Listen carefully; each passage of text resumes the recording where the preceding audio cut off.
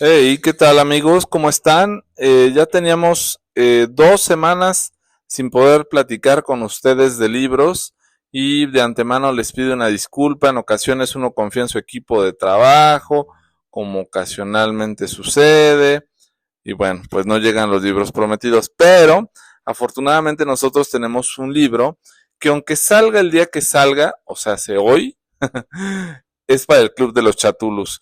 Y es un libro que la verdad ya tenía muchas ganas de leerlo, ya tendría quizá, pues, entre un año o quizá año y medio en mis pronósticos de libros o proyectos de libros por reseñarles.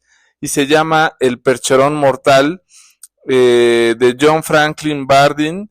Y tenía muchas expectativas sobre este libro, de esos libros que te dicen es uno de los mejores libros de terror que puedes encontrar, pero es un terror distinto, es un terror psicótico, psicoanalítico, mental completamente, y pues no cabe la menor duda que lo cumple, ¿no? Tiene en su haber John Franklin Bardeen, aparte de este libro que es el Percherón Mortal, el final de Philip Banter y Al salir del infierno.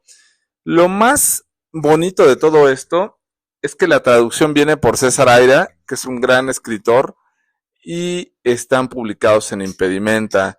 Sí, sabemos que son libros caritos, pero vale mucho la pena la historia que nos trae John Franklin Bardeen, y en lo cual tuvo una gran inspiración o una gran investigación porque su madre tuvo un problema mental muy severo y en el cual pues él en título propio pues afortunadamente tuvo la oportunidad de saber más del tema y llevarlo a una literatura que nos enganche. Y va la historia un poco así de Jacob Blunt, un millonario que va al consultorio de George Matthews y le dice que pues tiene un gran problema, que unos hombrecillos le están pagando por hacer ciertos encargos de lo más escabrosos.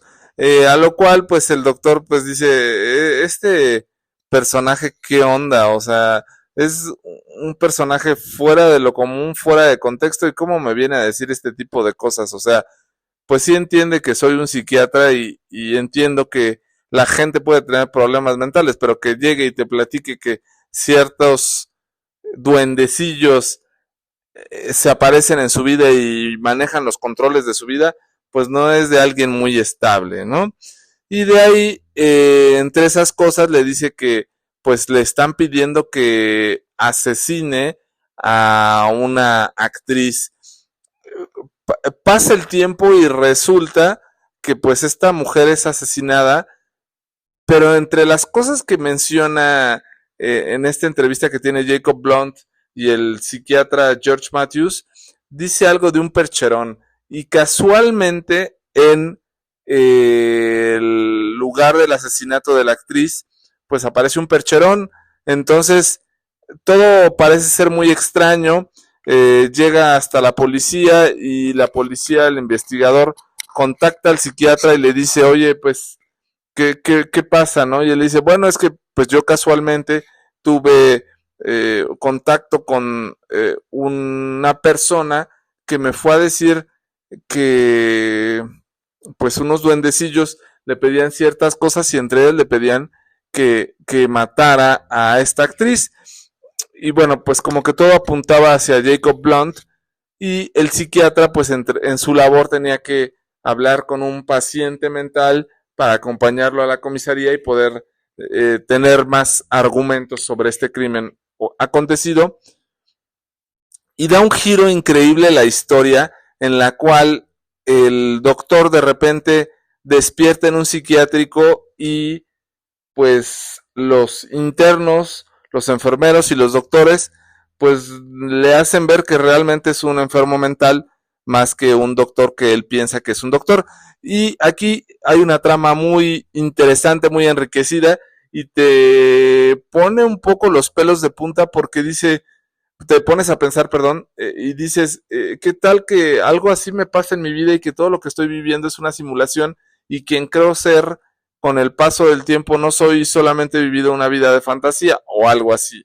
Y entonces, pues resulta que este doctor Matthews, pues no era un doctor, era un desquiciado que llegó al psiquiátrico, que ya llevaba muchos meses ahí y que finalmente pues él quiso hacerles ver a todos que él era un doctor en su vida pasada o en su vida normal, pero no existía registro de él. Le pide que le hable a la gente con el cual estaba ayudando a llevar el caso psiquiatra del posible asesino de la actriz, y pues dice que no, que esa persona murió.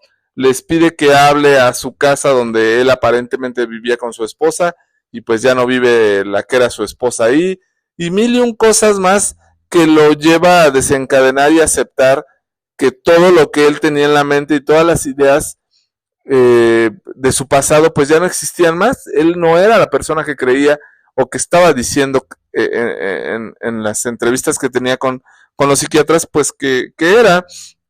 Y entonces pues no solo la amnesia, sino quizá se estaba replanteando esa posibilidad de que todo lo que había vivido pues no era realidad.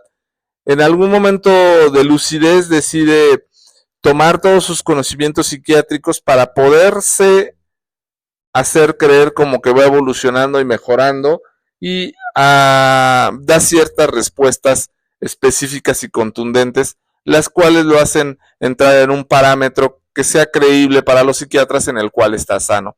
Hasta que finalmente, después de muchos meses, lo dictaminan sano y recuperado y encuentran la forma de contactarlo para que vaya a trabajar a un lugar pues como lavaplatos, ¿no? Al llegar al lugar como lavaplatos, y antes de entrar pues no se había percatado nunca qué había pasado con él o por qué no creían que él era el Dr. Matthews. Se ve en un espejo y resulta que tiene una rajada en la cara de oreja a oreja, lo cual le desfiguró completamente la cara y pues no hacía creer que era la persona que él anteriormente conocía. O sea, su rostro totalmente desfigurado lo hacía parecer otra persona. Y de ahí le empieza una lluvia de ideas personales en las cuales no logra comprender qué es lo que pasó en su vida o en qué momento pasó entre que él estaba con el enfermo mental o en el que aparentemente todos pensaban que era el asesino de la actriz para llevarla hacia el agente, y en el cual perdió la memoria. ¿Qué le pasó? No lo recuerda.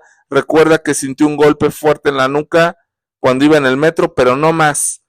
Todo eso que le pasa lo empieza a analizar, y como lo empieza a asimilar y empieza a hacer como de su vida, lejos de un drama y un sufrimiento constante, empieza a aceptar esta situación y decide pues dedicarse solamente a eso, a hacer un lavaplatos, aceptar esa vida que le estaba tocando ahora.